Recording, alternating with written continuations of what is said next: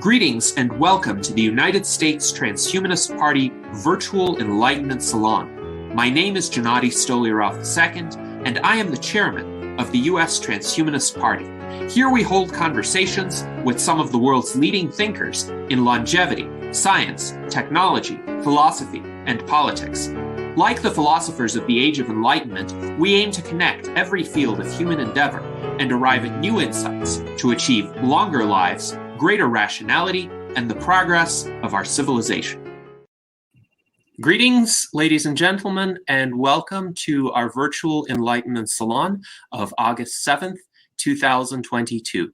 Today, we have a conversation for you about another promising distributed autonomous organization, the CureDAO, which is a community-owned and governed platform for abolishing suffering and genetic slavery and democratizing clinical research. So today, I'm proud to offer you this conversation in collaboration with our distinguished U.S. Transhumanist Party officers, our Director of Visual Art, Art Ramon Garcia, and our Legislative Director, Jason Geringer, and our three guests from CureDAO are Andreas Melhede, whom you may be familiar with from our previous virtual Enlightenment salons, as well as Lukas Vogel and Mike P. Sinn, who will now present about CureDAO. So, Mike, you have the floor. Please tell us what this new initiative is about. Thank you so much for your generous introduction. And yes, so our goal is to accelerate clinical research through making it possible for individuals to participate in very large-scale, decentralized clinical trials, which will kind of enable the realization of personalized medicine, which is not currently possible due to the current clinical trial design and regulatory framework that is in place for most modern clinical trials. So it costs about $1 billion to get a new intervention to market, and it's about almost $50,000 per subject in a phase 3 clinical trial. And as a result of this, we have next to no long-term toxicology data on the 3.5 pounds of about 7,000 chemicals that are just generally recognized as safe by the FDA. So they can basically be prescribed to everyone all the time without their knowledge, without any data on the long-term effects. So our goal is to use new technologies and in new novel incentivization mechanisms to incentivize individuals to share their data in large stratified pools of that can be used to calculate the long-term effects of different foods and drugs and nutritional supplements. So ultimately, the goal is to and what we've been working on is the goal to aggregate data from formal clinical trials, medical records and insurance records, diet data from receipts, electronic receipts, and manually entered data using any of the existing diet tracking applications, nutritional supplements, and drugs. And then create a digital twin or black box model for the individual, for participant, whereby we can identify the optimal inputs that would produce the desired output, whether that be a reduction of depression scores or pain ratings or any other health outcome that one wishes to optimize. So in my background's in electrical engineering and physics, and then I did about root cause failure analyses at an industrial testing laboratory for about 10 years. And then I eventually developed a number of different conditions like anxiety and depression and psoriasis and arthritis, and I had to go to physical therapy like twice a week and could barely turn my head. And so my doctor sent me to lots of different specialists, which each like used intuition to prescribe a lot of different pharmaceuticals. However, after like 10 years of that, I was still very miserable. So I started applying the same kind of techniques that we used at my laboratory to figure out what the hell was wrong with me. So I began recording like all my symptoms and treatments and any other factor that could in diet, any other factor that could influence it with a ton of different applications and devices, and then exported all of this data and combined it, and then applied pharmacokinetic modeling and other forms of causal inference algorithms to identify the strongest factors predicting my symptom severity. So I identified that all these different conditions were kind of correlated and related over time, which I hadn't observed intuitively, but the severity to a great degree was correlated with some time shifts.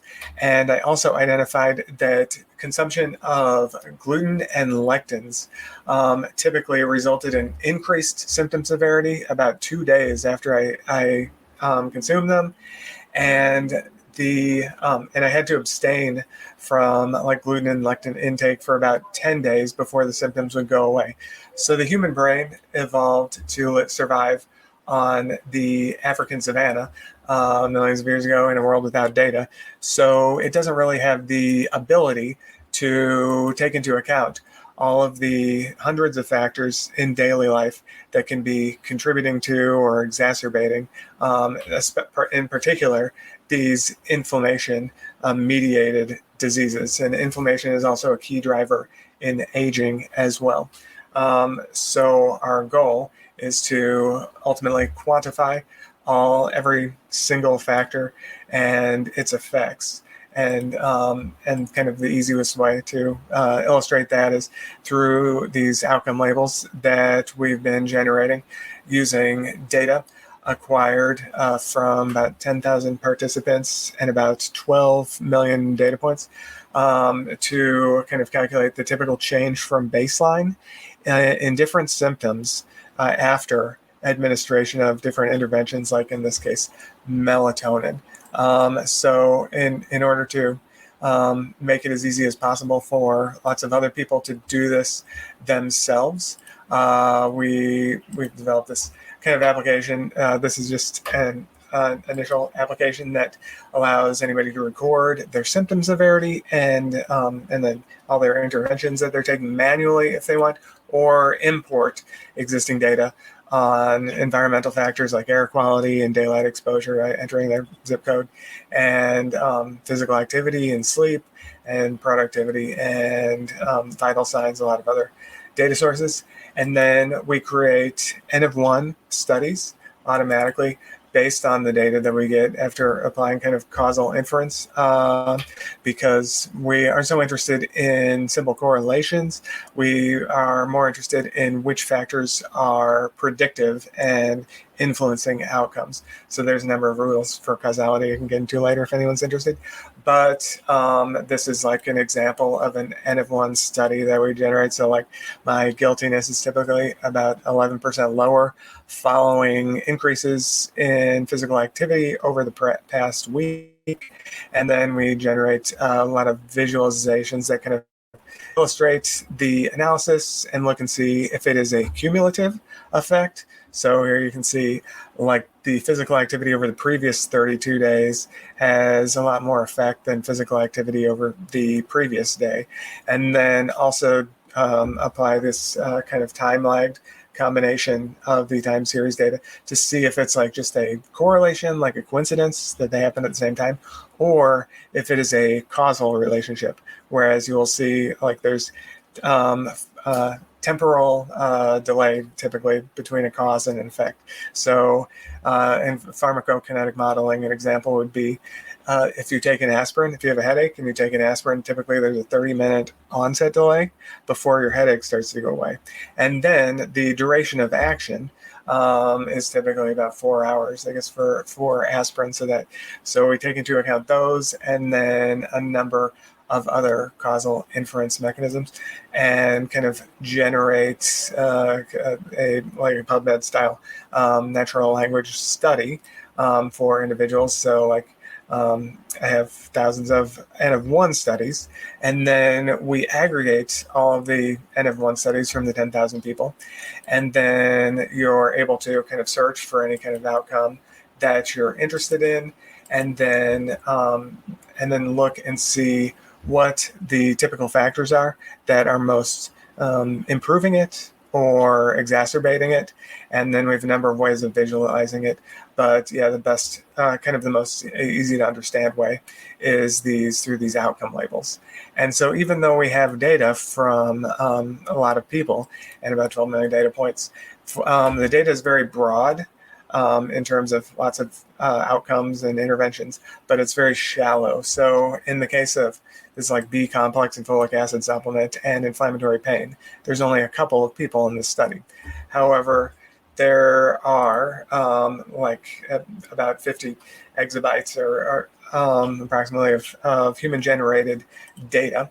But it's all siloed, which is an issue that we're trying to address using a new novel incentive mechanism that hasn't currently been used. There have been lots of efforts, such as Google Health and Microsoft Health Vault, at finding ways to aggregate data from lots of different sources, but none have been successful so far due to the fact that these are centralized entities which would maintain a lot of the ownership and have a significant advantage over all the participant data silos. There's about 350,000 digital health apps and electronic health record systems and various other data silos with human health data that could enable us to have very precise outcome labels that show the effects.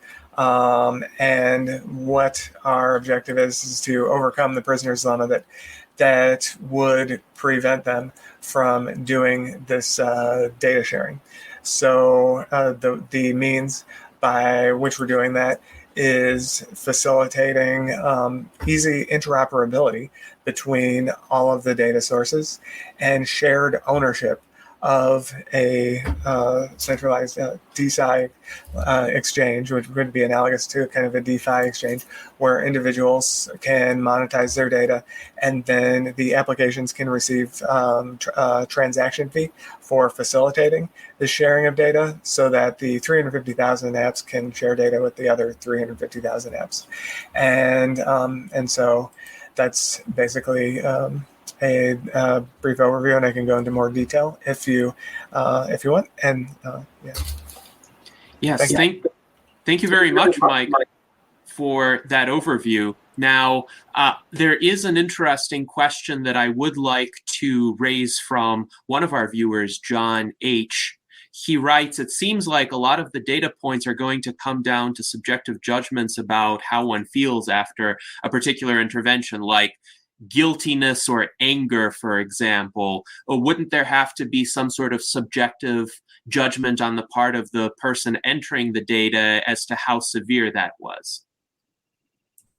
Subjective. And so we kind of, when we aggregate the data, we don't aggregate the direct raw measurements. So one person's 3 out of 5 guiltiness or whatever is going to be different, not comparable to another person's 3 out of 5 guiltiness. They might be too, the way that we don't see the same colors, but we can see if their guiltiness kind of change, or whatever outcome they're rating, changes some percentage from baseline.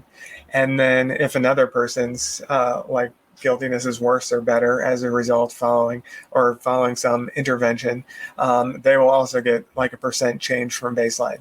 And you can aggregate the typical change from baseline, whereas you can't really aggregate the subjective raw guiltiness ratings, because it is so subjective and inconsistent among participants. I don't know if that answers the question. So that was a good answer. the metric that is more relevant, especially for aggregation purposes, is the relative change in the self-reported severities of these states, rather than the absolute magnitudes. Right. That is correct. You can aggregate the relative change, but not the absolute change. Yes.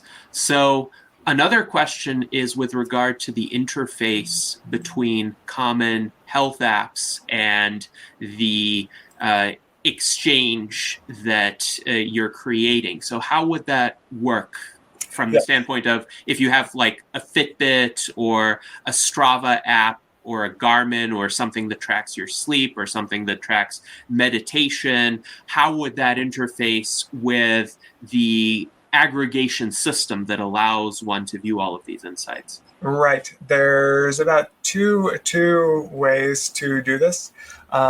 So one way is using our API.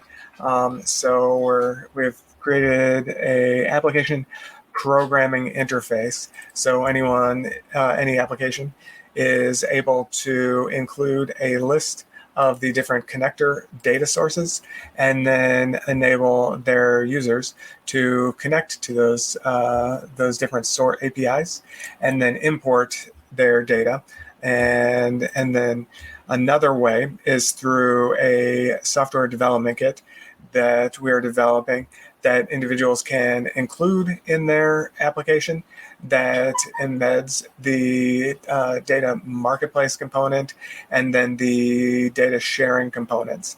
And then we are also currently developing what we're kind of calling the human file system, which is a modified version, if you're familiar, of a Gnosis safe, and which enables individuals to store their data in currently kind of off-chain, and then enable the storage of credentials linking to this off-chain data in a Gnosis safe or a modified version thereof that is focused on digital health applications. So currently Gnosis safes have, they are multi-signature safes that allow like DAOs and things to kind of store their shared assets.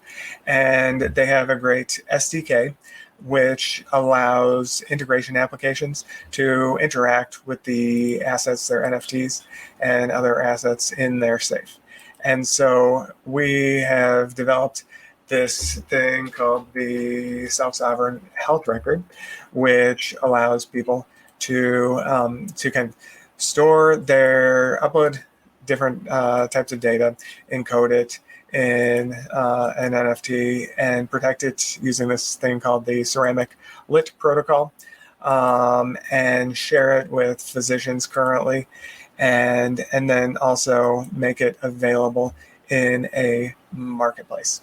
So we're working on integrating that with kind of the Gnosis Safe idea, and so I'm not sure. Hopefully that will answer the question. There's kind of some legal questions regarding GDPR regulations. You have the right to be forgotten, so it's not entirely clear whether it is legal to store any data, like health data, on chain. However, you can store credentials to off-chain data, like time-limited ones, and then sell those in the form of an NFT to data buyers, which can access the data that way. That's one implementation, but there's some more I can get into if anyone's interested. Very interesting. So this offers a way for people to monetize their individual health data and earn some small amount of revenue from the act of sharing the data for research purposes with other entities. Right. Yes, it's very analogous to the current DeFi exchanges, which are mostly governed by DAOs. And typically an exchange will take maybe like 0.5% or 1% of a transaction fee, which goes to the token holders in the DAO, the people who originally invested in the exchange, and then the individual gets like 99.5% or whatever. So it would be a similar mechanism where the application that has integrated our SDK and Safe into it would receive like 0.5%, and then potentially the DAO itself that has to manage the infrastructure and maintain that would receive a 0.5% as well, and then the individual would receive about 99% of the money from the transaction. And this would be significantly more efficient than the current method. There's about $60 billion spent on anonymized electronic health records, which are currently going to EHR systems such as Cerner. And so currently individuals are not receiving any compensation for their data, and it's mostly these large centralized entities that are doing that. And additionally, mostly they're only providing these EHR records, which have a lot of mistakes because the frequency is about on average like every 3 months at best. And so they have the problem of flawed human memories, the telephone game of things that they're saying not getting written down correctly. And so we think this data will be a lot more valuable to pharmaceutical companies, which utilize it for clinical discovery purposes, and insurance companies, and then additionally for kind of post-marketing pharmacovigilance, which is going to become more and more necessary as there's a drug called Aduhelm, which is used to clear amygdaloid plaque, which is likely to be a factor influencing Alzheimer's disease, but it's not a clinical endpoint. So the FDA typically had not approved drugs based on what's amygdaloid plaque, which is a surrogate endpoint. So in exchange, but the reason that they couldn't use the clinical endpoint is because it's a preventative. Aduhelm is a preventative drug.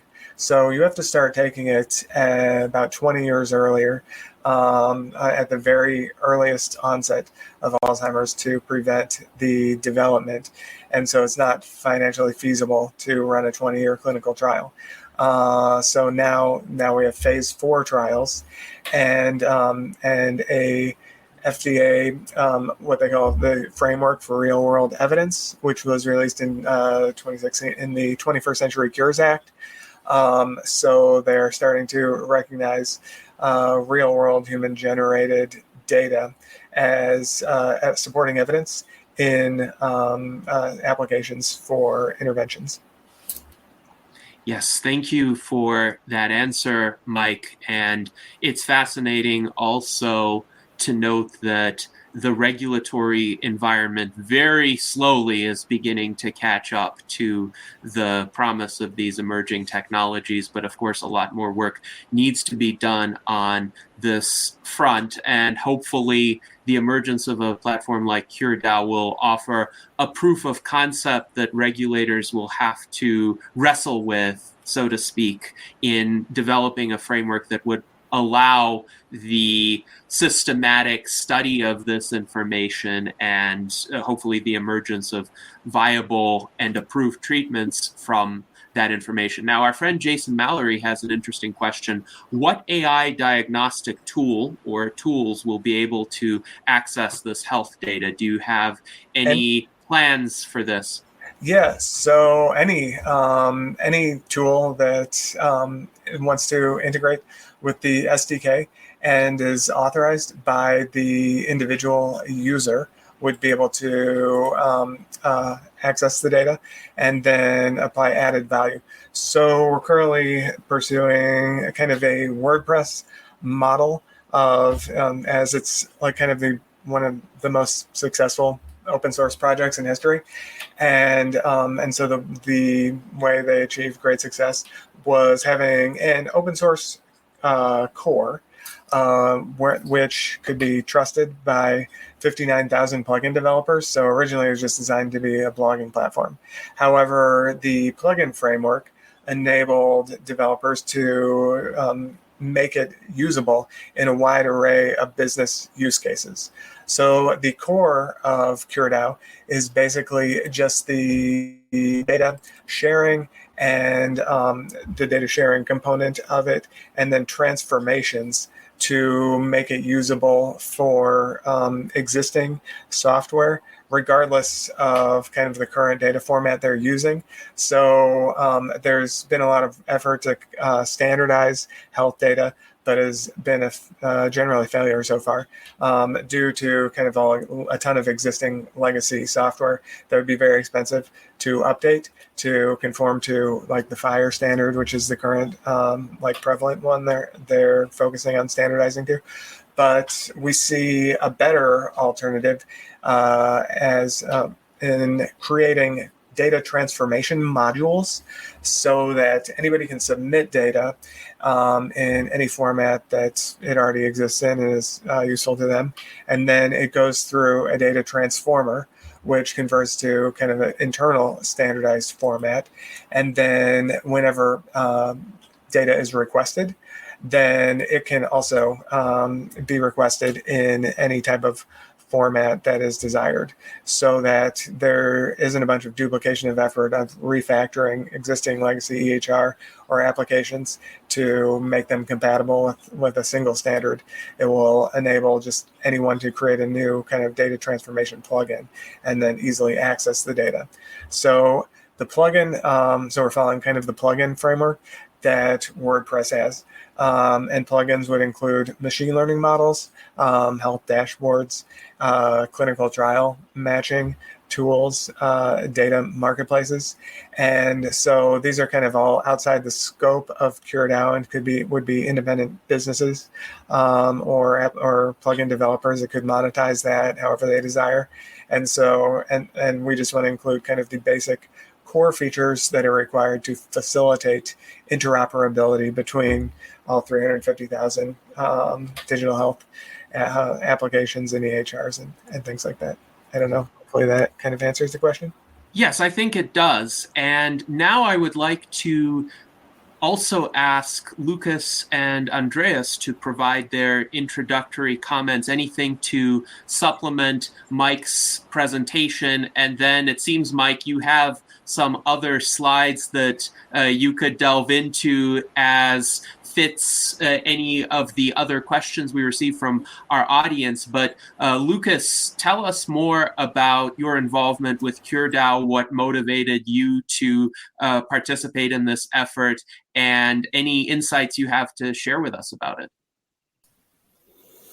Yes, of course. Hey guys, so it's an honor to be here, and yes, I'm a medical doctor from Germany with large interest in new technologies and cutting edge technologies, to be honest.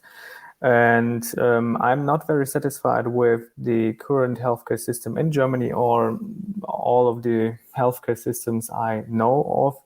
So I have been involved in the blockchain space for quite a long time, following certain DAO projects, but I decided that I will be able, or I hope to be able to change the way we define medicine or personalized medicine. And so I was searching for some DAOs to get to work with and to look for some cool projects. And I found CureDAO, and I had a call with Mike, and I got to know Andreas as well. And I really loved the idea and all the passion behind the project. And what I really loved about the idea is that it's more about helping people than really making money from it. So this is something I was looking for, and I'm very much always love to hear how Mike presents the idea and the overall vision, because I think he does it really well, and I think it's more of an I think everyone can feel the passion about the overall idea behind it. And I would hope to have or somehow shift the power more to the people through technology. So I would be happy to, for me, it's much about the idea of shared decision making. So it's pretty big. It's a pretty big idea in medicine, which is taught in medical school, at least in Germany. And I think without solutions like that, it will not be possible to have some equal expert solution on your own health, to have some good conversations with your medical doctor to, if there is need for it, to supply information and find the right decisions for you, not what is basically taught in school books or very outdated books, but rather cutting edge scientific knowledge and research-based information. So yes, I love to be on the team, and I think that's it from my side. Yes, well, thank you, Lukas, for those remarks. And indeed, I am quite fond of this personalized approach that CureDAO takes in analyzing all of the multifaceted potential contributing influences to a person's symptoms.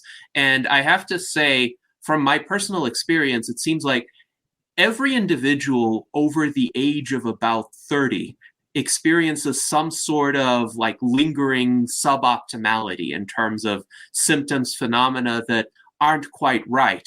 And it actually surprised me how early this starts happening to most people. And of course, it does happen to some people under 30. But if you're under 30 and have been fortunate enough to avoid those kinds of symptoms thus far, it may not take long for them to happen to you. But they're different symptoms for different individuals. And because our lives are so complex and we're embedded in a world that has thousands, if not millions, of potential influences upon us, it's difficult to just use our own logic to disambiguate those influences. So this kind of systematic approach is very helpful, I think, in principle, to many patients with a diversity of possible conditions. Now let's go to Andreas. And of course, Andreas is involved in the longevity community in numerous initiatives. So what led you to find CureDAO and become interested in its work, and what insights can you share with us about it? Yeah, thank you so much for having me on. It's a great honor, and so it's a good question. So, like, to me, as I was known from the last session that I was on back in December, I was involved with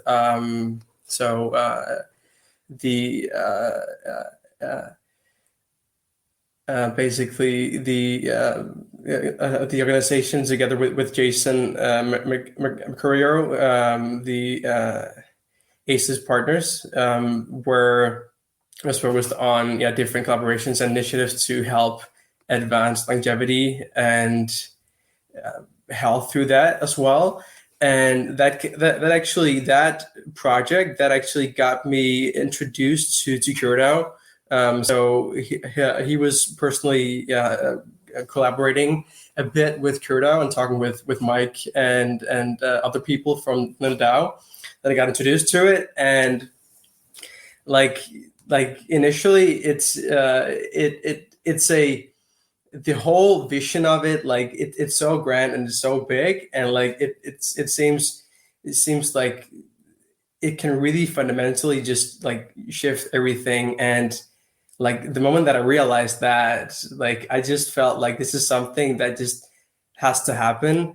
And this is so strange how it already hasn't happened. Like just how we're seeing this exponential increase in data for so long, for all these different products and initiatives and organizations and projects, etc., that just pop up, but basically aren't collaborating. They're just focusing on the profits in terms of actually, instead of actually focusing on what matters, which is the health piece. So getting all this data together, it just means that every single individual worldwide will actually be able to actually control their health and personalize their health given the symptoms and everything. And like, to me, just this whole vision is just a way to fundamentally shift the healthcare sector to actually incentivize health outcomes rather than actual profits, and actually keeping people sick exactly how it should actually have been created in the first place. So to me, it just was really a no-brainer of like producing this and creating this. And so like, I've just been so passionate about hearing this vision that Mike basically put together, and just so glad to be on board and to help move this forward. And yeah, like as soon as this is in place and we just get all this put together with as many health organizations as possible to really get this data as precise and as useful as possible, then like it can really shift the whole health puzzle, as well as making people live longer as well. So this just ties together with every single person's biology on the planet, and I just so appreciate, and I'm so glad to be part of this. And yeah, I just can't wait to help make this happen. And yeah, this is just a fundamental shift that just has to happen, and finally, well. Yes. Thank you, Andreas, for that answer. And for those of our viewers who want to learn a bit more about Andreas's work, please watch our virtual enlightenment salon from December 19th, 2021, with Andreas as well as Jason Mercurio of Ageless Partners, which is another great organization promoting longevity today. And indeed, there has been quite a proliferation of longevity-oriented organizations recently. Of course, CureDAO is an example. We had an interview with Fred Zhang of Longevity DAO on our previous Virtual Enlightenment Salon during July 31st. And then Fred interviewed me yesterday in a Twitter Spaces AMA. So I will share the links to both of those. So the concept of the DAO, the decentralized autonomous organization or the distributed autonomous organization, has been around since essentially the Ethereum platform was founded, but it seems to have just greatly proliferated in the past year. And I'm curious, for any of our three guests, what do you think motivated this proliferation of the DAO concept so recently? What factors changed to make that idea more viable, not just as a general format of an organization, but in the longevity space in particular? I think that VitaDAO had a lot to do with it, and it was kind of like a match on a big pile of wood, and then I can't really think of any others. Maybe somebody else can, but any other specific event that would trigger kind of the exponential growth. Then there's like the Constitution DAO, so that would be another like kind of initial big media event that could have raised awareness to the even existence in the minds of lots of people, which was able to raise like about $60 million in just a few days.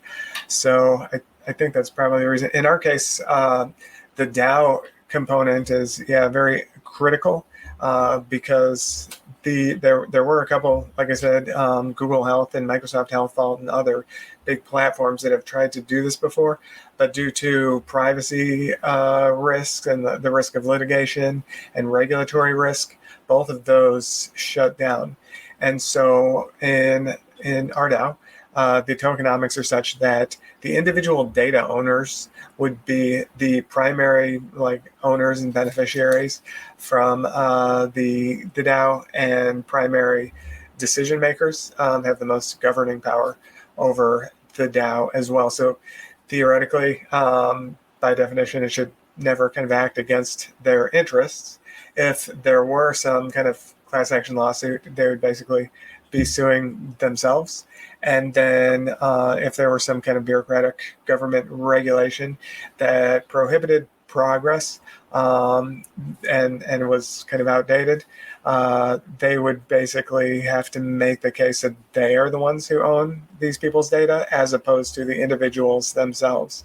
And then the second largest token holder are the various integration partners. So so it wasn't too easy before to have to hire a lawyer and set up contracts to facilitate cooperation and collaboration between entities like this. But now that ownership of an entity like this is easily fractionalized and distributed based on contributions, we can easily reward all of these 350,000 silos and hopefully, to the extent that we overcome the barriers to collaboration. And all of the data in isolation is not incredibly useful. So what we have today, since we have little collaboration, is lots of kind of dashboards with historical, descriptive statistics that kind of tell us what we have done, which we kind of already know. But what we need is to know what we should do in the future, and you have to have the aggregation from all of the different sources in order to attain that useful insight. Yes. And then there was another question. I don't know. Did you have something next? Because I saw a question in the chat about the government regulatory barriers to. Yes, please go ahead and address that. Okay, great. Thank you. I've done a lot of research on the historical clinical research and how it's changed over time. And so we're kind of also working on another kind of DAO, which would be a decentralized FDA, which kind of makes policy decisions based on the aggregate wisdom of thousands of experts, hopefully, instead of like these centralized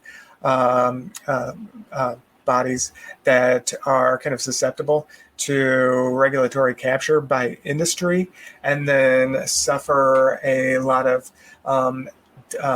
personal kind of distorted incentives, whereby if you have a intervention that is likely to save 1,000 lives, but it would harm one person in a visible way, then it is in the interest of the regulator to just reject the approval of the application for this intervention, because they could make somebody could write a news story, and then that would make the agency look bad and then harm their career. So, however, it's difficult to write a news story about the 1,000 people who have died due to lack of access to this intervention. So here's kind of like an illustration I made about a news story that would never exist, because you can't take a picture of precisely who would still be alive today. Every time they do approve a drug and say this is going to save like 50,000 lives a year, and we have a system that delayed the availability of that intervention, that means that 500,000 people died over the previous 10 years while it was not available. And so I did a lot of research about how clinical efficacy and safety was done in the past.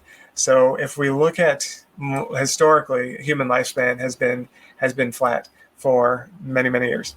And then starting around 1890, there's the beginning of this exponential growth in the average age of death.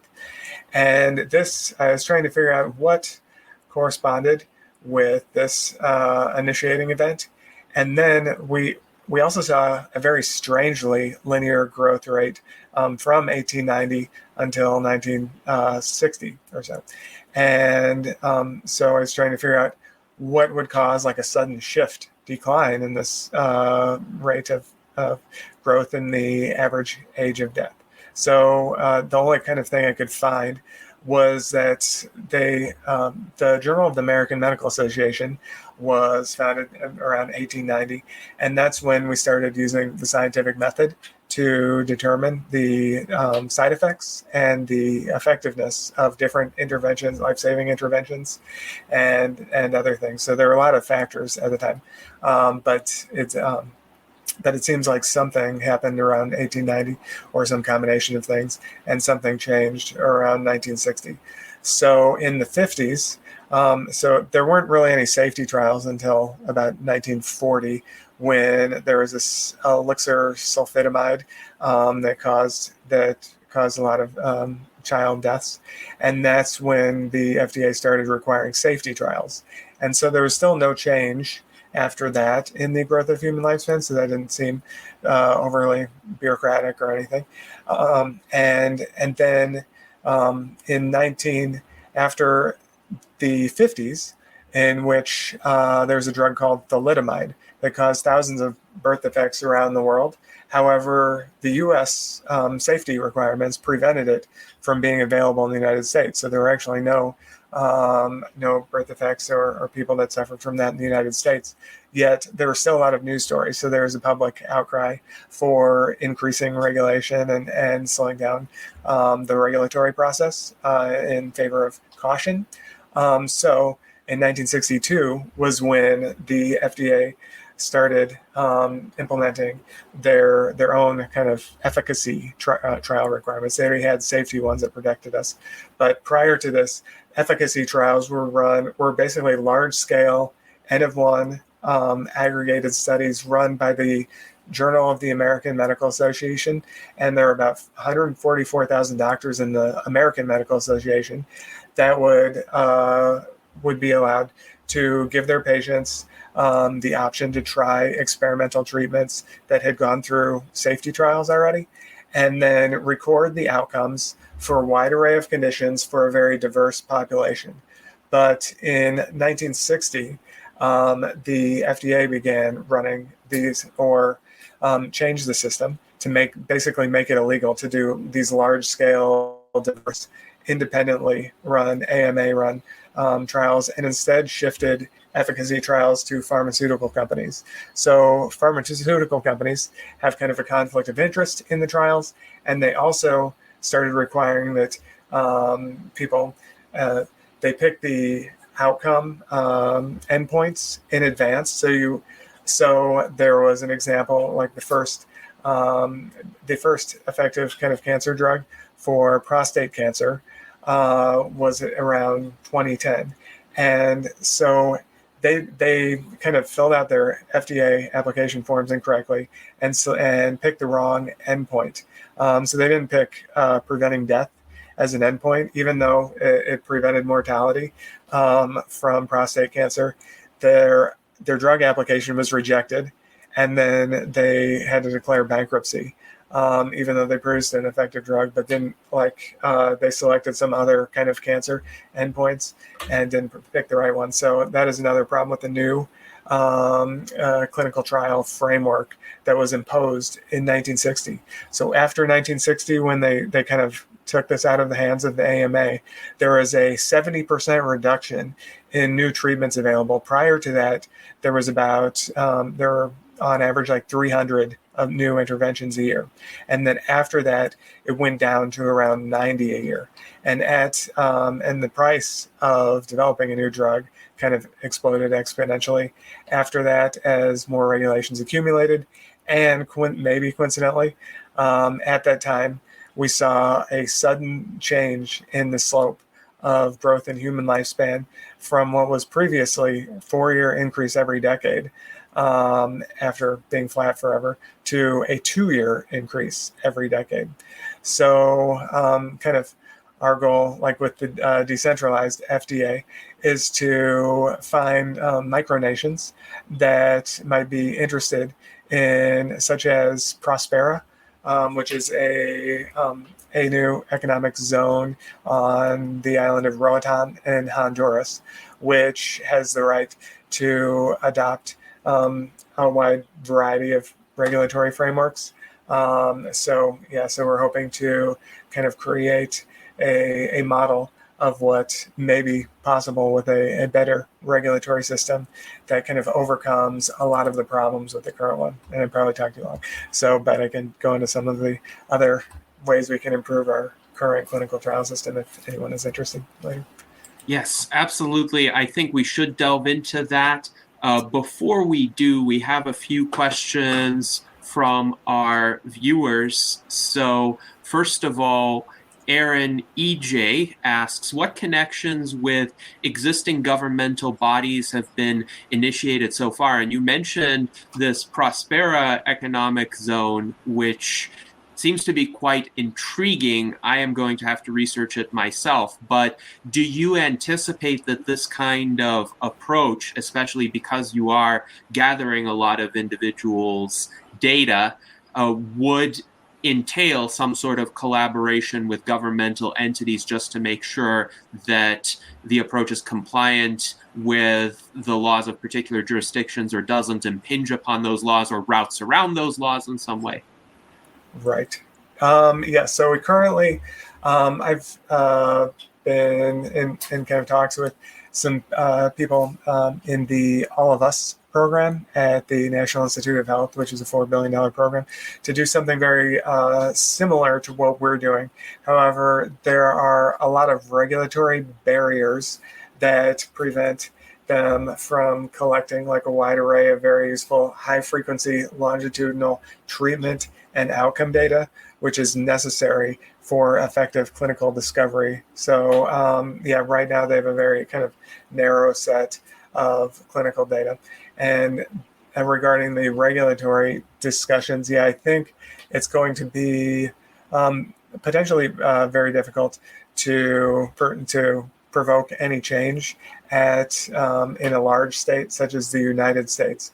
But so that is why kind of a strategy would be to focus on micronations and medical tourism, and then illustrate like kind of what's possible. Typically throughout history, I think most change has come not from changing existing systems internally, but just by creating external, better, superior options. So the existing inferior systems eventually just kind of become redundant and then lose public support. But if anyone has any connections to governmental regulatory bodies, it would be great to begin discussions with them. Any nation.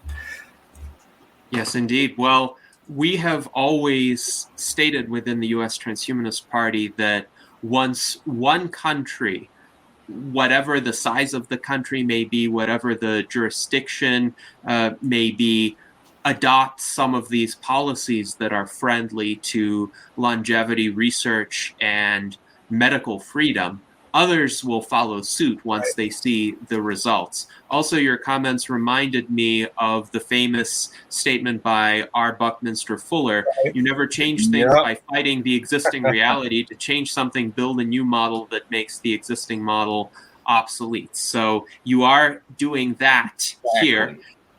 Now, before we go to the questions about improving clinical trials, because this is an area where you've done considerable research, I want to ask Jason Geringer to pose some of the questions that he has developed. Going back right to the thing about micronations, just running the thought model, I can't find a reason, or a thought experiment. I can't really find a reason why wouldn't they? I mean, really, why wouldn't they? I mean, what could go wrong? And I don't mean that in like, a funny way, what could go wrong, but for real, why wouldn't they? I mean, right. There's a reason the big ones do not do that, or there's like, I guess, so there's a human bias towards this acts of commission versus acts of omission. So if you just do nothing and then allow a million people to die, and then like you can't really go to prison for that. But if you approve a drug that causes one person to die, then you're legally liable, and there's like public outrage against it.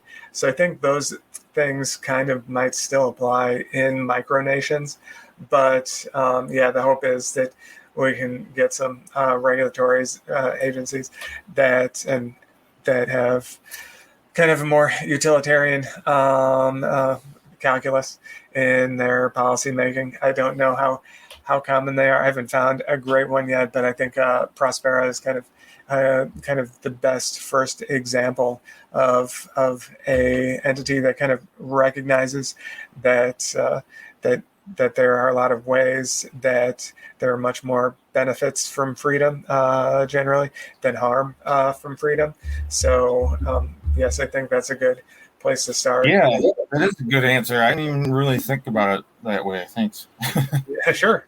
The other thing, when you mentioned earlier about digital proxies, and that is a super awesome idea. I'm wondering what exactly, though, do you mean by digital proxies? Do you mean like just basically a bucket of data, or do you mean that bucket of data has like a cognitive architecture around it, and it's a thinking thing, can handle your data and negotiate for you, and a whole, can almost, maybe not a full-fledged AGI, but can be, doing stuff, Right. with your, Yeah, my dream is to have one that like answers all my emails for me.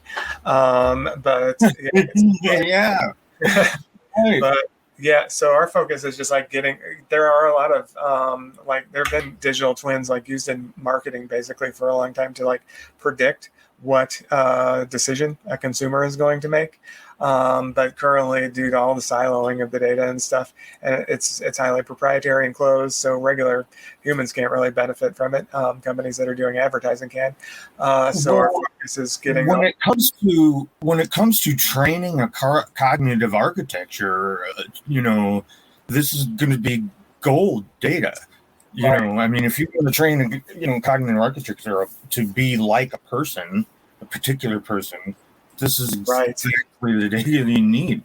And then, this is awesome. I love what you're doing. Where most people are just like think, oh, I got a great idea. You're like, okay, I mean, you're doing it. That's awesome. Don't have anything better to do. But yeah, so the first step is like, aggregating all of the data and then letting individuals have control over it. And then through this kind of plug-in marketplace, then there are a ton of great AI models, but there's currently not enough training data to produce kind of the digital twins that we want. And the focus of the use case of the digital twin for our platform is to like have like a metaverse of decentralized like virtual clinical trials where our digital twins are basically participating in them instead of real humans having to do them all. But yeah, there are a ton of other awesome use cases that will be possible with this data because we're kind of the platform that we have now. It just aggregates any types of time series regarding human generated data. So it could be applicable to kind of automating a ton of individual tasks that currently have to be done by the human and delegating those to your surrogate digital twin or digital slave or whatever it would be called. We should introduce you to the guys over at AGI Lab because they're developing cognitive architectures that could go over top of this, and this could be something even on a whole nother level. Right. Yeah. Yeah, we're really excited about collaborating and integrating with any existing. So yeah, our focus right now is, I guess, just the pharmacokinetic modeling so far. But ultimately we want there's much better AI and machine learning dudes in the world than me. So it would be great if we can easily provide them with training data and then allow them to derive a lot more value than we currently are able to. So that's kind of what the plugins and the kind of app marketplace framework that analogous to WordPress would include. Yes, excellent. Well, thank you for those responses, Mike. And it seems that the idea of a digital twin or digital surrogate that can perform tasks such as answering emails resonates a lot with our viewers. It certainly does resonate with me, though I do think there would need to be some sort of norm or protocol established to prevent an outcome where my digital twin just responds to your digital twin and your digital twin responds back, and they're having this conversation and neither of us are aware of it until a few steps down the road, and then we see, oh, this digital twin of mine committed to the following actions and the other digital twin accepted. And what are we going to do about that? You'd have to update them really, regularly, because your digital twin over time is always going to become more and more out of sync with you. You know what I mean? Because it's its own thing. So, you'd have to have some way to regularly update. You couldn't just set them free. Yeah, indeed. Yeah, there definitely need to be a lot of safeguards. That's above my pay grade, unfortunately. Yes. Well, at least there should be some sort of emerging social norm that we authorize our digital twins to provide communications on our behalf, but we screen every communication. We read it before it's sent out. We read the response so that we, as the original biological individuals, are still in control of the conversation. But it would be interesting to have this kind of aid that can generate a proposed communication, and then one could personally proofread it, double check it, make sure that that is what one wants to send, and then one can go ahead and send it. Right. Yeah, exactly. Not maybe a whole nother different entity, but more like an extension of oneself, Yeah, it's analogous to like having a personal assistant, very closely, I think. So, typically, they have the potential to make the same kind of mistakes your digital twin would.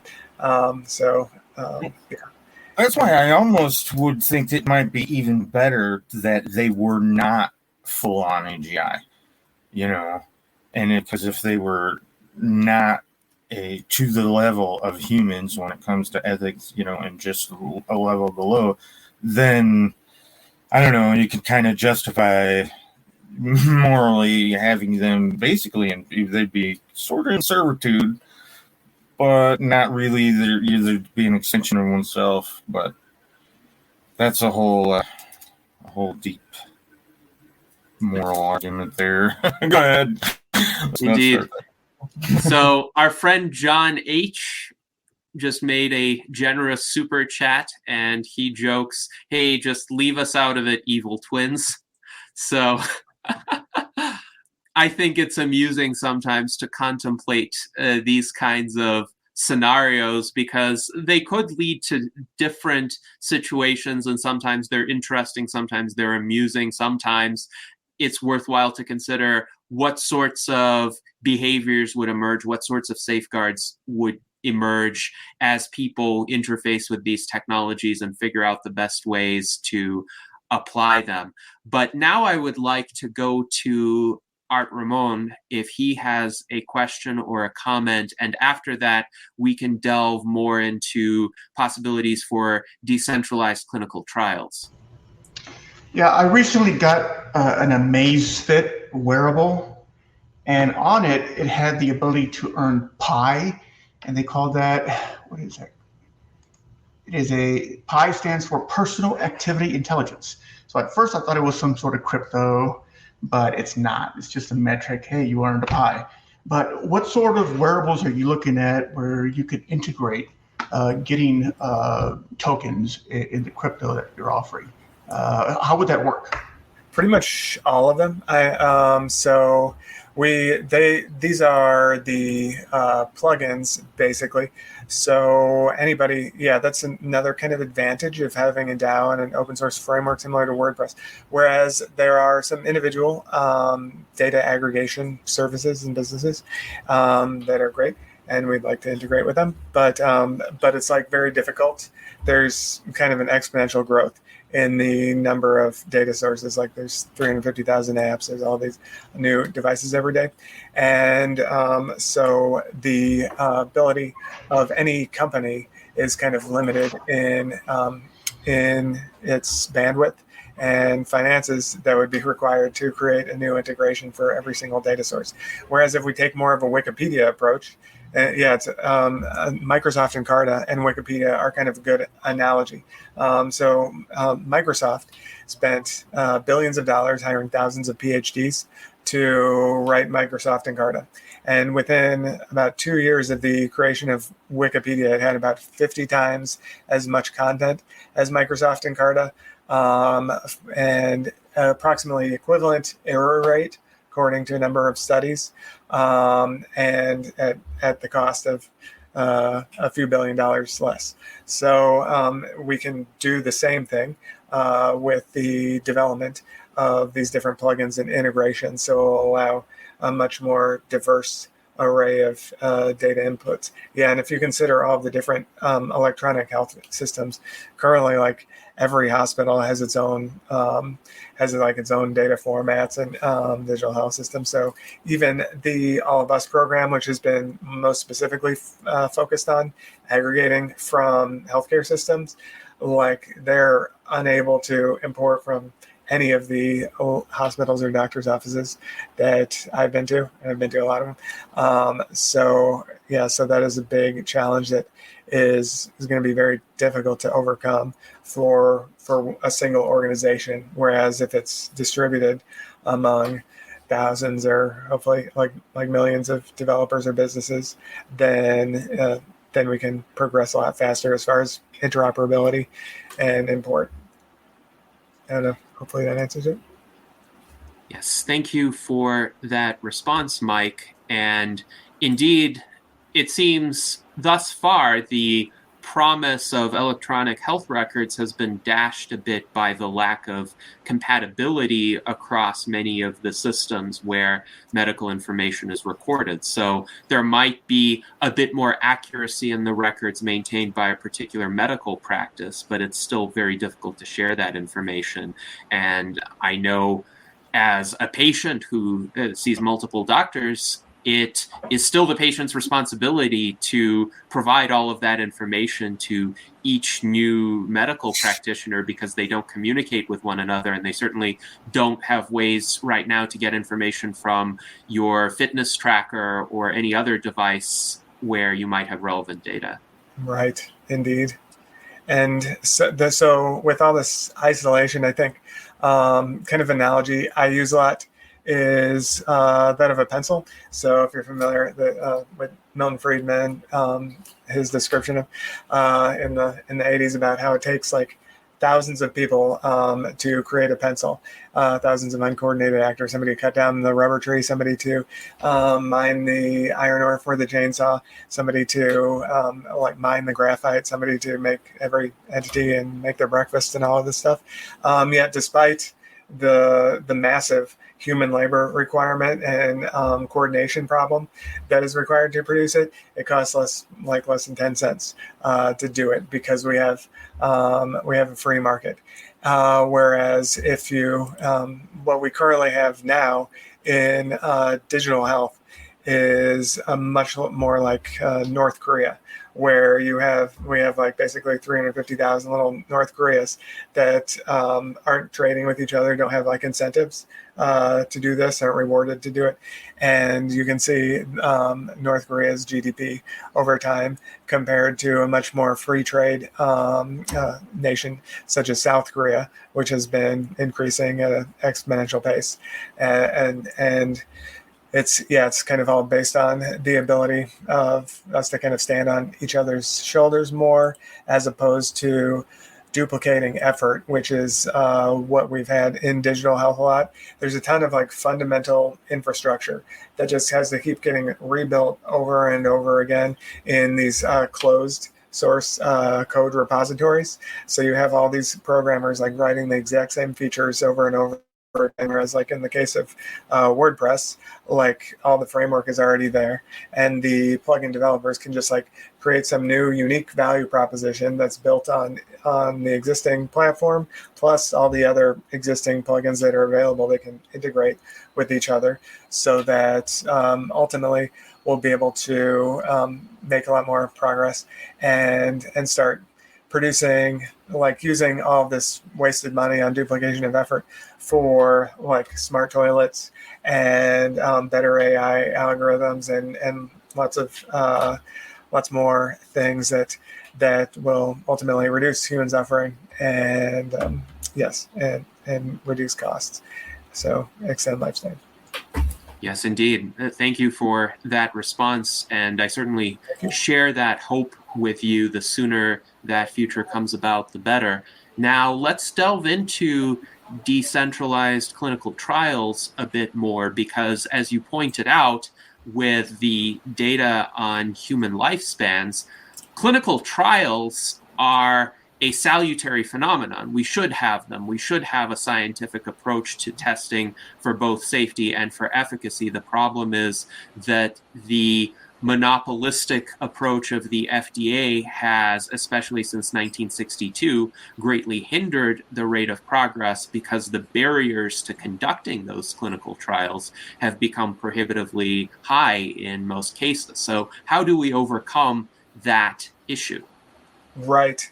So we can overcome it. One way is by kind of driving down the cost of this research through decentralized clinical trials. So it costs about 5x to somewhere, it varies depending on the intervention and the outcomes being measured, but between 5x and 14x cheaper than clinical trials are currently. So the cost barrier is massive to making a new intervention, such that in many cases, even if you have a genius scientist who develops some great new intervention that will actually cure a disease, as opposed to just kind of masking the symptoms, which is what most of them do now, the kind of incentive is it's kind of very difficult for some scientists to raise $1 billion to do all the legwork and go through the regulatory process. So they have to go to this oligopoly of pharmaceutical companies that do have enough money to get through this process and all of the connections. So and in most cases, a drug, an inferior drug for this condition already exists. So if they have a drug that is like a lifetime subscription, basically, that mitigates or masks symptoms reasonably effectively, then it's kind of in their interest to just purchase the patent for this cure, this new drug, and then basically just put it on the shelf because they've already spent $1 billion getting this other drug passed. Now, if they were to spend another $1 billion to get this new cure, superior cure approved, they're risking a 90% chance of rejection, and which is a complete loss. And then they're also just losing billions of dollars of revenue that they're already making from these lifetime subscriptions. So I think it's critically important that we come up with a way supply side solutions to reduce this activation energy that is required. So, and one way that we're focusing on doing that is by enabling people to. That's about $50,000 per subject in a phase 3 clinical trial. So there's a huge initial upfront cost and risk if you are developing a new intervention. So if we can kind of allow people to participate in trials initially for free, but have a chain of custody from their data to the intervention, and then provide them with lifetime royalties effectively, once an intervention is successfully monetized, then we could potentially give them a far greater rate of return for participating in the trials and reduce the initial barrier and activation energy to even going through with the trials. So we could get information on a lot more like formal interventions. And then there are also about 7 billion natural experiments that are going on every day. So ideally, you would be able to have like an RCT for every one of these 7,000 chemicals that we're eating, but that's not financially viable. And there are a lot of studies that have shown that observational research is actually produces the extremely similar results to randomized controlled trials in the case of a wide array of conditions and interventions. So early in the 80s, there was lots of skepticism about that because there was a study that showed that the effect size in observational research was larger, likely due to the placebo effect and things.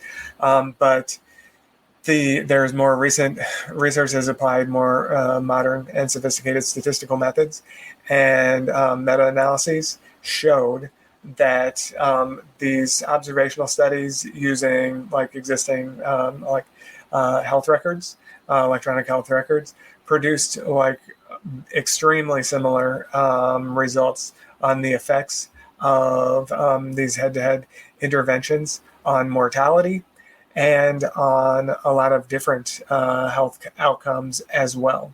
So there's kind of this religious opposition to anything other than a double-blind placebo-controlled RCT in like the current system, despite the fact that we have evidence, especially in the case of mortality. Typically, death is not a placebo effect. So we really need to be taking advantage of like this ocean of data.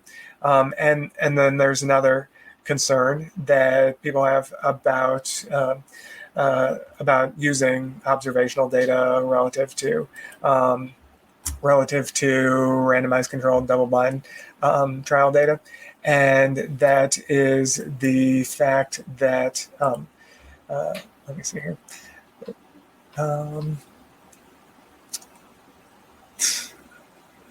Thank you for your patience.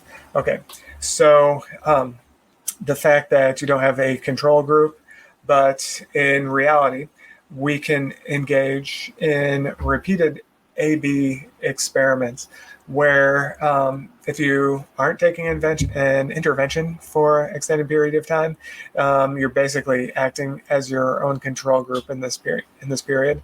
And then if you begin taking an intervention such as rapamycin or any kind of lifespan extending intervention, or if you have arthritis pain and then and you try curcumin or something, then you're then in the experimental group.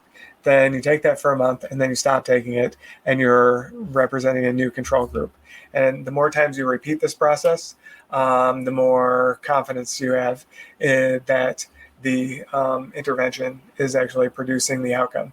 Then if you repeat this process among like thousands or millions of people, there's the law of large numbers that will also cause a lot of canceling out of noise, other random factors that will influence it. Then there's also the plausible mechanism of biochemical action by which a predictor could have an effect. So we kind of crowdsource this. There's not really algorithms good at calculating that at this time. So we basically use like a voting methodology to kind of crowdsource that component. And then there's a lot of existing research. You can calculate the consistency with all the trials at clinicaltrials.gov, which has a great database and API of pretty much every clinical trial you could imagine. Just one kind of barrier to that is lots of them use different kind of outcome metrics. So it's very difficult and arduous to create meta-analyses, but that's a kind of a project we're working on. And then there's the temporal delay issues. So there are a lot of ways that we could be taking far greater advantage of lots of naturally generated human data that is just currently being wasted and disappearing into the ether at this time. then there was another issue with existing clinical trials, in that in the case of many of them, they have exclusion criteria that prevent them from being conducted on the people who will actually be taking the drugs. In the case of depression, 85% of people with depression are not able to participate in the clinical trials that are supposed to be determining whether it will work for them or not. If you have multiple mental health conditions, if you use drugs or alcohol, if you only have mild depression, if you take other antidepressants, you're excluded. So there's just this weird 15% of people with depression that get to be in the clinical trials. So the results aren't externally valid, and the sample sizes for the trials are extremely small. This is from the FDA for Wellbutrin. There's like millions of people being prescribed a drug based on 36 participants in a trial that's like completely unrepresentative of 85% of real world patients. So if you look at the effectiveness of antidepressants in the real world after trials, it's typically much lower than that in the clinical trials. So there's a lot of flaws in the current approach that we think can be addressed using by policy improvements and just through general like citizen science and crowdsourcing much larger scale studies. Yes, indeed. And of course, recently, a major scientific finding has been the refutation of the serotonin imbalance hypothesis with regard to depression. Essentially, there is no real clinical evidence upon a meta-analysis of the published research that has withstood scrutiny with regard to the idea that depression is actually caused by a chemical imbalance, which has been kind of the working hypothesis for the prescription of these medications for several decades now. And it seems the entire field needs to be evaluated as to the causes of depression. My inkling, of course, I'm not a medical practitioner, is that depression arises from a complex interplay of environmental factors as well as a person's life history, responses to past trauma, and an approach like the one proposed by CureDAO would be much more effective at identifying and disambiguating the strongest influences with regard to a condition like that and actually empowering an individual to take action rather than taking some one-size-fits-all pill that likely will not be effective for that particular individual. Indeed. Yeah, and that's basically what we've been trying to do, and those results are very consistent with what we've found so far. Like we've seen a lot of correlations between inflammation and like overall mood generally. So there is a lot of a very strong argument for kind of a inflammatory mechanism of action driving depression, whereby increases in the levels of these inflammatory cytokines in the bloodstream can pass through the blood-brain barrier, and then these redirect some normal neurotransmitter processes towards from producing generally like melatonin and serotonin to these this compound called quinolic acid, which leads to excitotoxicity in activating these receptors in the hippocampus. So that has been consistent with lots of the findings that we've had, and then gluten and some other factors have been consistent with that as well, because those kind of result in the production of this compound called zonulin, which allows toxins like lipopolysaccharide to get into the bloodstream through the small intestine, and then lead to this inflammatory cascade, which results in neuroinflammation. So yeah, that's kind of our finding as well.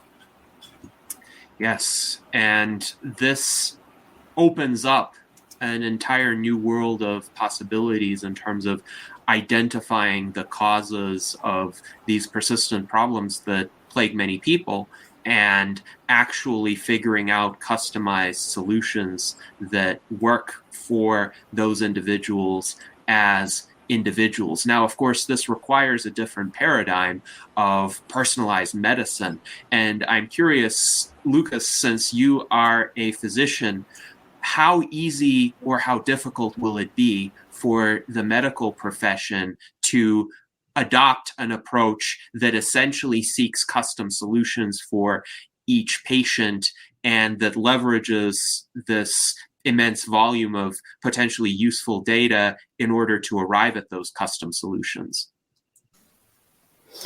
So I think it all depends or largely depends on the age of the physician and, of course, on the patient, because I've been working in the psychotherapy and psychosomatics clinic for some time now, and we had some bigger discussions on the depression talks as well. And from my experience, a lot of patients come very prepared, right? They ask us very specific questions on their health, how everything is connected, what can we do, basically. They have a plan, and there are a lot of patients that won't be able to understand all the things you could even track, right? So it will be very hard for the majority of patients to understand what is possible to be tracked right now, what are all the compounds I'm currently tracking.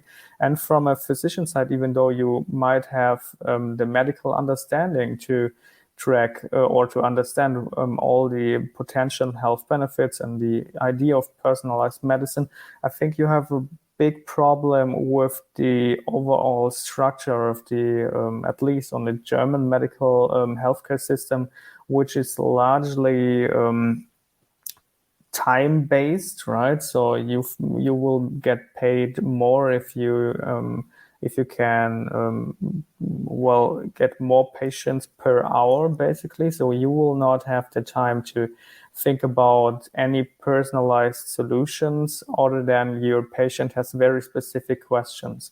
So I think from a doctor or physician perspective, it will be very hard to switch to a more personalized approach unless more and more people take care of their own health and come with very specific questions and very specific ideas so that doctors or physicians can react to it, right? So I think it will take years and many years for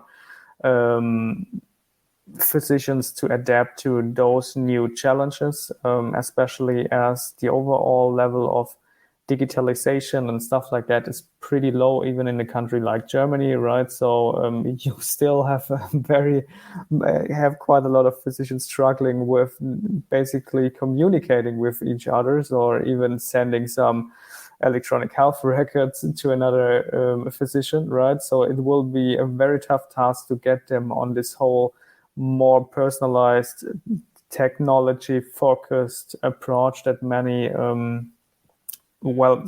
patients might want for their own health, right? But I think this is a very big problem to tackle, and I think the majority of people will benefit more if they do their own homework, basically with solutions like CureDAO, understanding what could be an issue and maybe even trying to find the solution by themselves and just go with some very specific questions to the physicians. I think this would be probably the best solution in terms of personal well-being, right?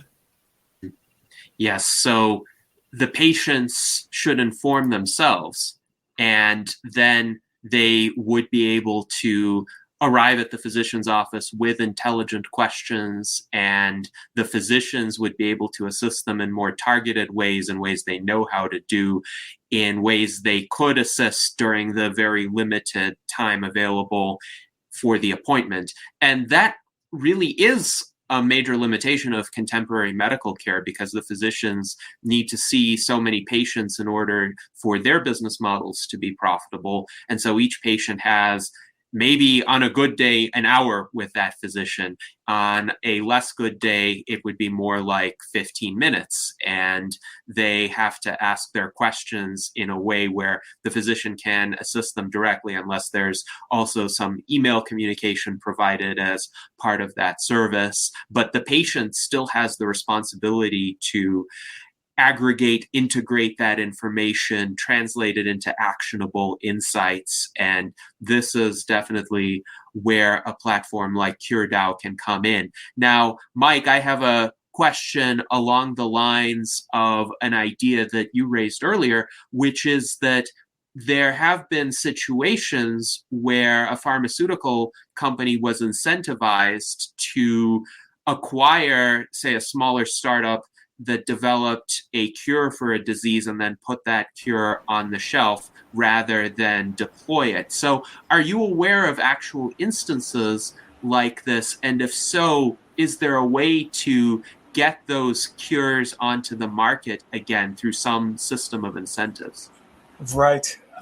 So I think in general, when that happens, they don't tend to like to publicize it. I think it would be pretty bad PR. So I am not aware. Maybe I think Dan Elton had some good comments related to that. I think he might know, but yeah, I don't have a specific example, but it kind of makes logical sense, and it would be kind of difficult to get an example. But I believe that just reducing the cost overall, so that it's not necessary for a new scientist to have to go to the oligopoly to get funding, because it's also, in addition to the money that's required, it's like a very complex labyrinth of regulatory barriers that are difficult to, I think, to traverse for any new entrant into the space. So I think, yeah, the best way that we can do it is to reduce kind of the initial barrier.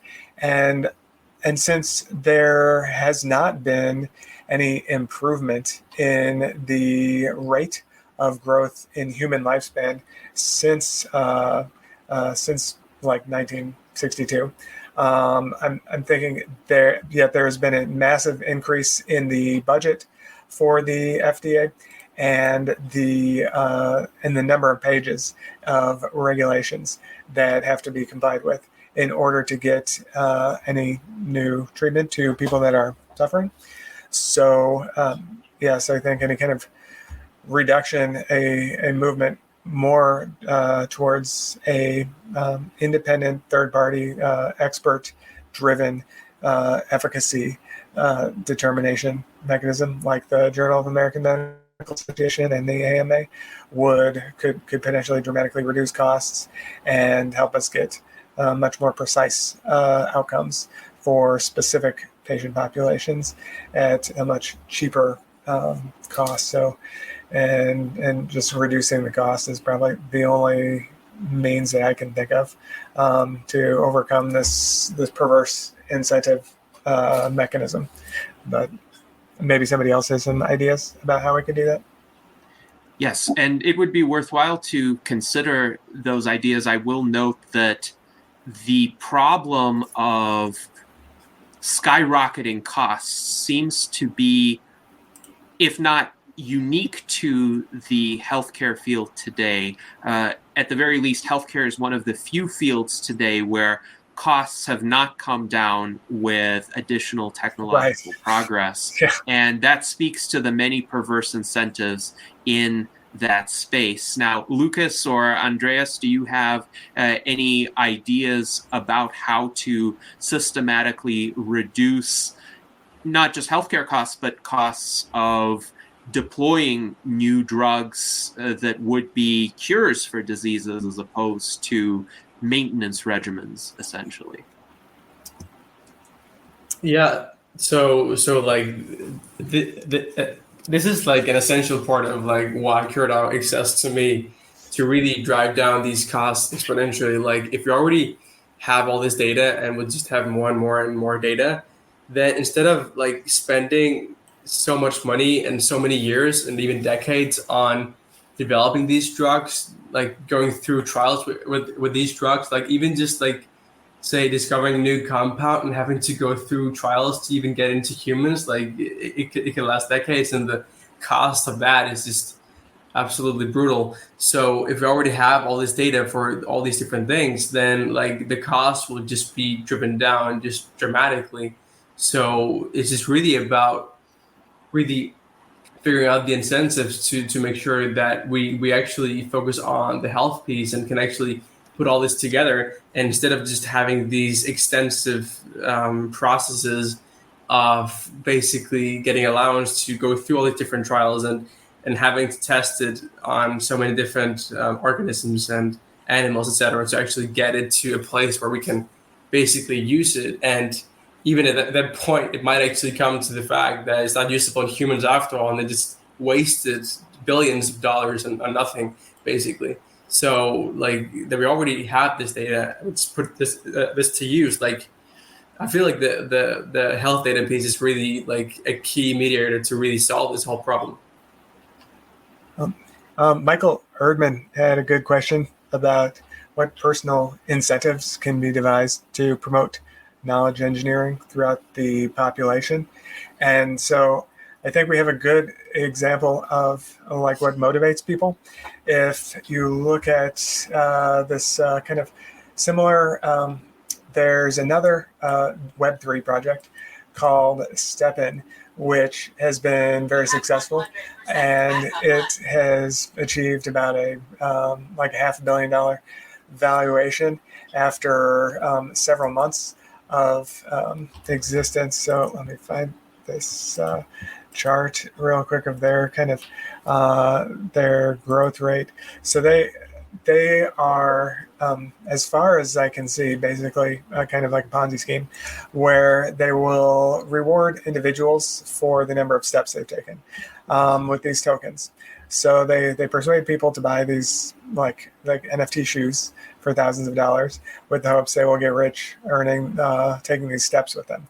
So they went from basically zero at the beginning of the year to $2.5 billion in a matter of months using effective marketing and kind of psychological manipulation.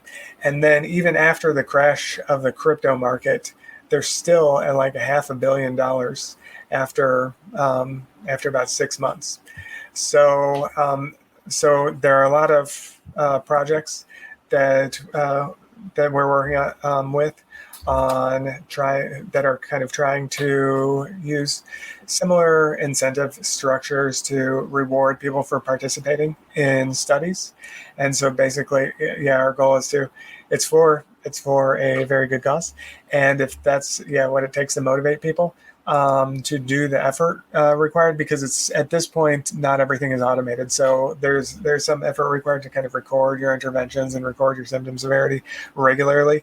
And the more frequently you record your data, the more valuable it is, as it facilitates better causal inference and things like that.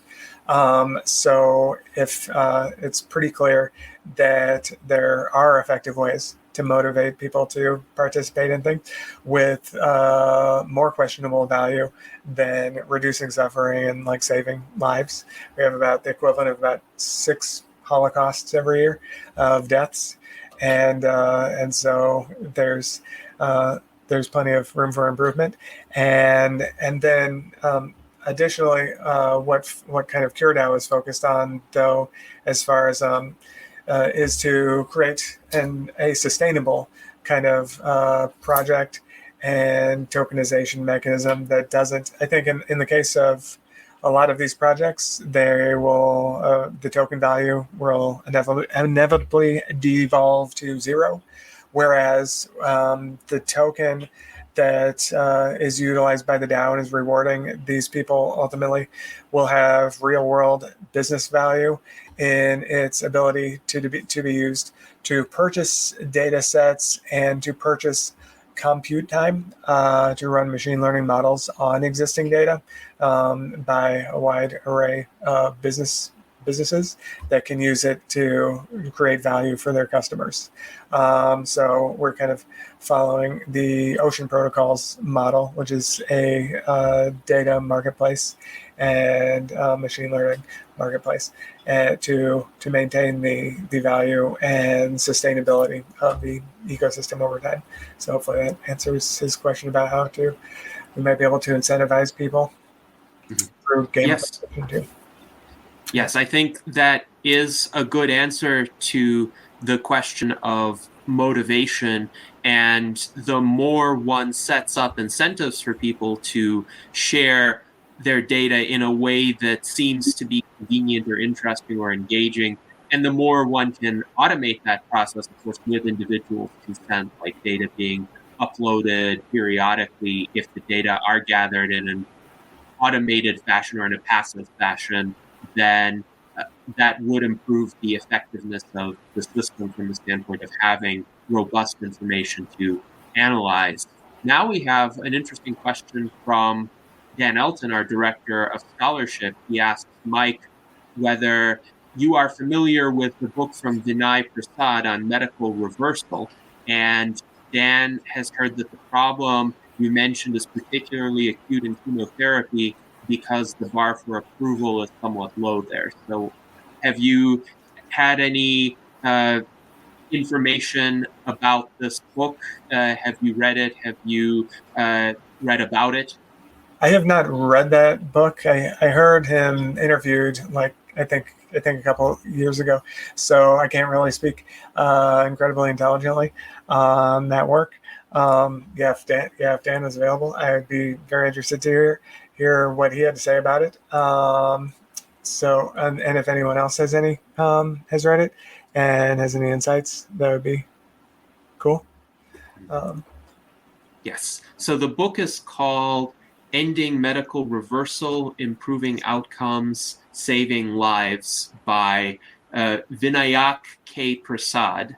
And it is available on Amazon for those who are interested in it.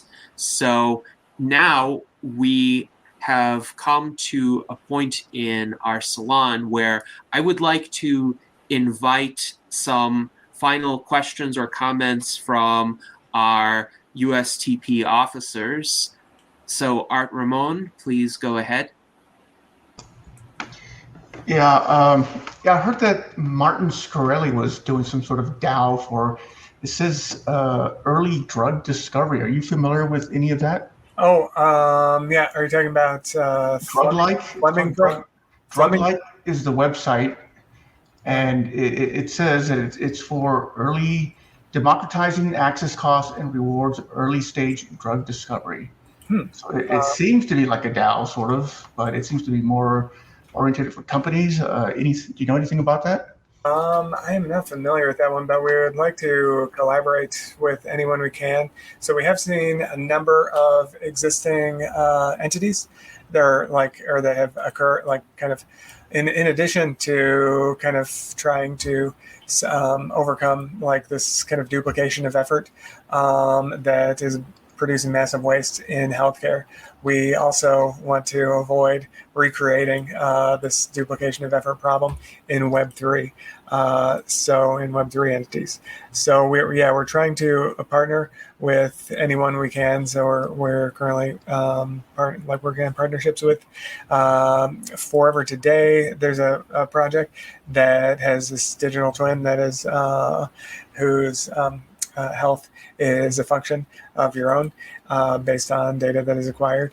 And then Open Cures and Ageless RX are conducting a clinical trial on the effects of rapamycin on aging and longevity. And Lifespan.io has some decentralized clinical trials planned for later in the year next year regarding Alzheimer's disease. And there are a number of other projects that I wanted to, so there's Helome, and so they have that's created by Nick Kill, who is working with us, and super great guy, and so they're focused. He's very focused on kind of these aging clocks that are kind of necessary to have an outcome if you want to get a longevity intervention approved for this this endpoint, then you need a quantitative metric to determine that. So he's working on a lot of machine learning models for that. And then Reputable Health is another one that is focused on quantifying like the effects of supplements to validate lots of health claims that are made. So they're working with kind of a lot of influencers to have them run studies and recruit people to participate in studies. And Deathless DAO and the Foresight Institute has and VDAO are kind of working on this longevity prize for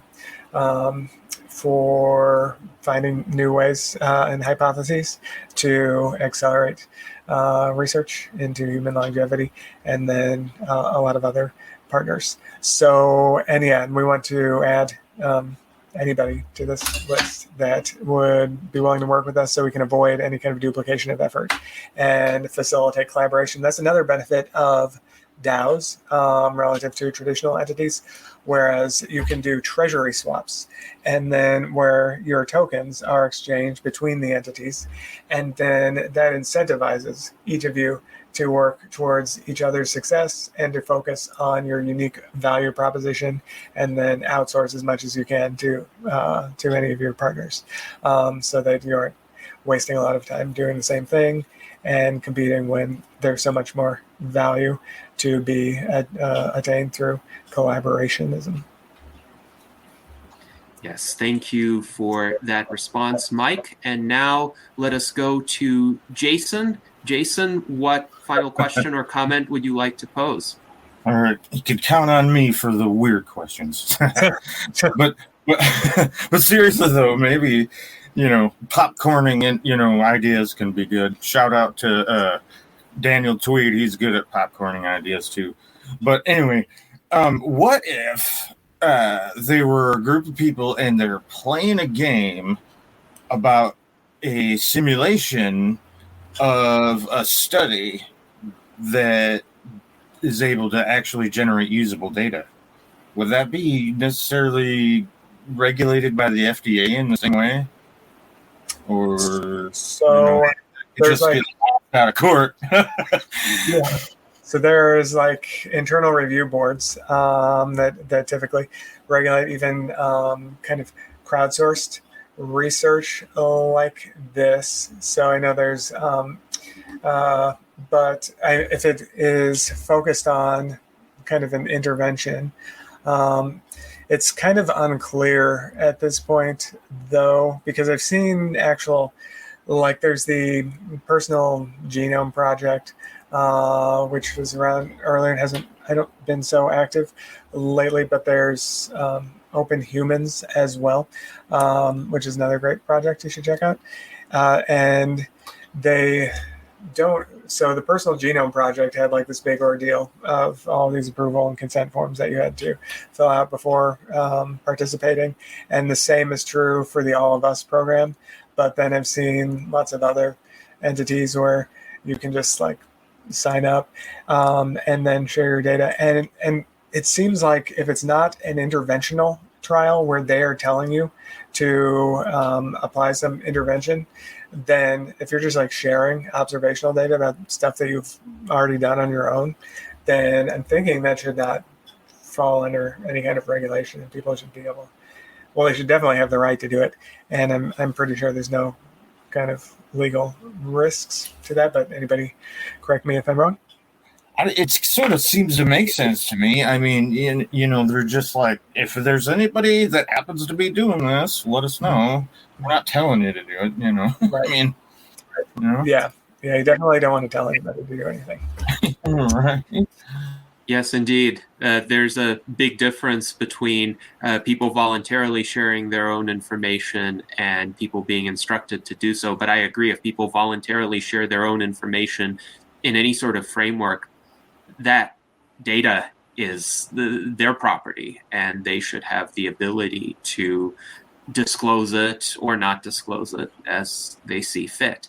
Now, we have an excellent comment from our friend Jennifer Hughes with regard to how to approach, for instance, the limitations of the medical care system. She writes that people need to realize that not all physicians know how to properly treat a particular medical condition, and they can be told wrong information, but that does not mean there's no treatment or no hope, or that there are no less invasive treatments available than what one is being recommended. Rather, one should keep looking until one finds a solution. So that is very important for people in our community. Never lose hope. Even if a particular doctor is not able to assist you, there may be others who are, and there may be decentralized approaches. There may be information you could get from other patients, or vast amounts of data that in the future will be able to be analyzed a lot more systematically. Right. And we do have another question from our friend John H. I think this is an interesting one to pose in the last 4 minutes that we have here. Have DAOs yet proven themselves as entities that motivate greater user participation? Is there much enthusiasm for them, at least so far? And I would be curious for all three of our guests what their observations regarding public enthusiasm for DAOs, and indeed public awareness for DAOs, has been. I think yes. I think if you look at, it depends on how you define participation.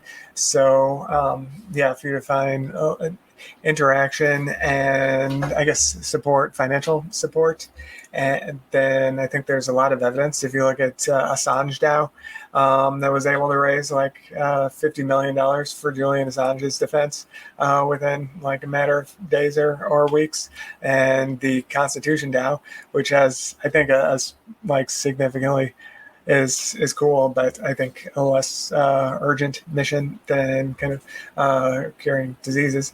They were able to raise about $70 million. It depends on the kind of the ability to market and the simplicity of the goal.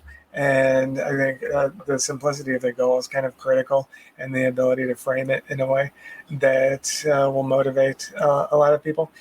But so I think, and then I think they're definitely more motivating than if you were to go out and just start a company, like a private company that was trying to do the same thing.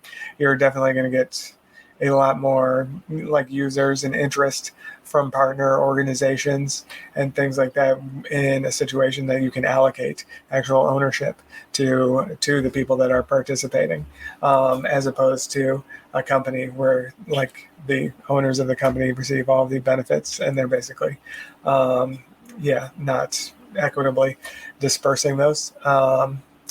And then Jennifer, was that the previous comment? Yeah, yes. She has a great comment as well. Like it's doctors are amazing, and they are doing the absolute best they can with the resources that they have, but they have so little time. And even if they were to read like every formal research paper that came out, and like they just spent their entire waking hours doing that, by the end of the year, there would be about 500,000 extra papers that haven't been put out. So I think we kind of need to recognize the limits of the human brain. It hasn't evolved much since the time of the caveman. It can hold like 7 numbers in working memory at a time. And so like trying to solve these hyper complex problems, like in the human body, which is comprised, which is a very complex system in itself, and then has like thousands of inputs that are affecting all of these interactions within the system. It's like impossible for any human brain to optimize that. Whereas in kind of electrical engineering, we have lots of times have electronic systems that are hyper complex and that are influenced by tons of noise and radiation from the outside. And then such as like supernova produce these gamma rays and things, just tons of things you can never mathematically account for. So the way that we create these control systems and optimize electrical outputs is using various statistical techniques such as recurrent neural networks and things to kind of create a black box of all the inputs that we know, the noise, and then just adjust the inputs the best we can to produce a desired output. And we got to the moon that way and achieve everything else that pretty much every electronic device that you use applies the same principle. But in the case of medicine, for some reason, we're still using the exact same tools that we were using thousands of years ago to identify the root causes of disease or mask the symptoms. And in 10 years of going to probably dozens of different doctors, not one of them ever asked me about my diet.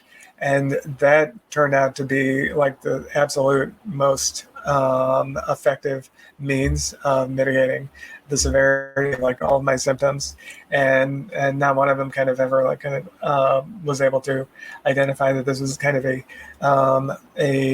autoimmune reaction.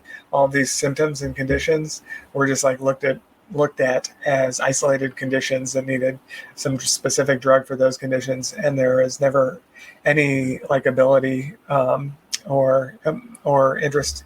I'm not sure if it's just like time limitations or some philosophical thing, but there's not really any focus in the traditional medical system on finding root causes. It's more just mostly masking symptoms using kind of a dartboard approach of just trying random things and then going back 3 months later and seeing if you're better or not. Yes, indeed. Well, we hope that CureDAO will offer a different approach, a new set of technologies and tools for patients to achieve better results than the traditional medical system. And unfortunately, our time today is at an end, but we are very pleased to have had you, Mike, and Lukas, and Andreas, to provide an overview of the CureDAO concept and all of the possibilities for patient empowerment that go with it.